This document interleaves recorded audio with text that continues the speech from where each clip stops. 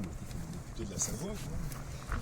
Oui, rebonjour à toutes et à tous et ceux qui sont arrivés ensuite.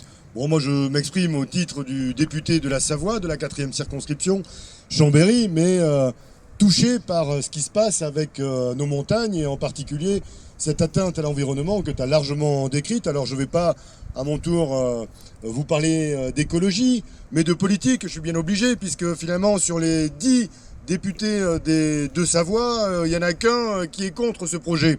De la même façon qu'il y en a qu'un qui s'est manifesté contre l'autoroute Machy-Thonon, qui est également une autre aberration. Et pour élargir encore et ne pas rester que dans la Savoie, dans les Savoies, mais on a à travers la France une quantité incroyable de projets écocidaires ruineux, absolument inutiles.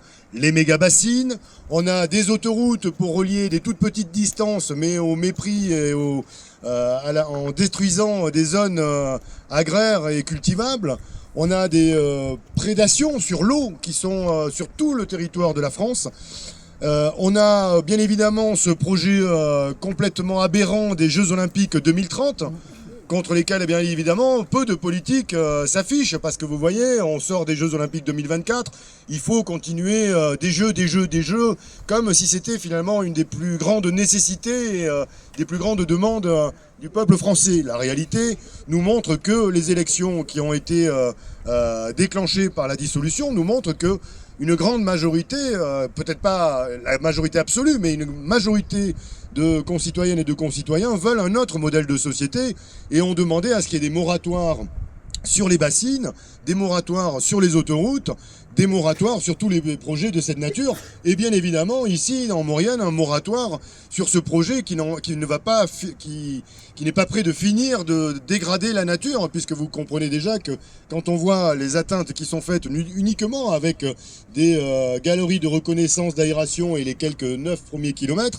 vous imaginez l'ampleur de la dégradation de l'environnement qui s'en suivrait si on allait jusqu'au bout de ce projet à plus de 30 milliards, à un moment où Michel Barnier lui-même nous dit « Je découvre des comptes de la France qui sont bien pires que ce que j'imaginais ».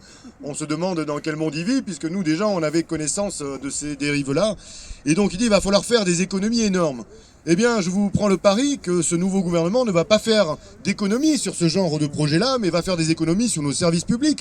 Donc, ce type de projet, comme tu l'as si bien dit, Philippe, c'est au détriment de nos services publics du quotidien, c'est au détriment de l'écologie du quotidien, et puis de l'écologie maintenant, pas demain, étant donné, on voit déjà ce qui s'est passé en Europe centrale avec un typhon qui a créé des dégâts considérables. On n'est pas à l'abri, effectivement, qu'ici, on ait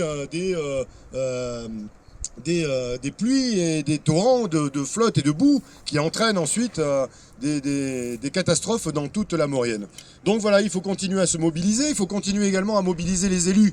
Parce qu'en réalité, ils ont tous plus ou moins été convaincus par d'autres instances à des niveaux supérieurs, départements, régions, etc., qu'il fallait réaliser ce projet. Mais maintenant, on a un certain nombre d'élus dans toute la Savoie au sein d'un groupement qui s'appelle le CEPUR, où on a des maires, des conseillers municipaux qui disent non, nous on n'est pas d'accord avec ça.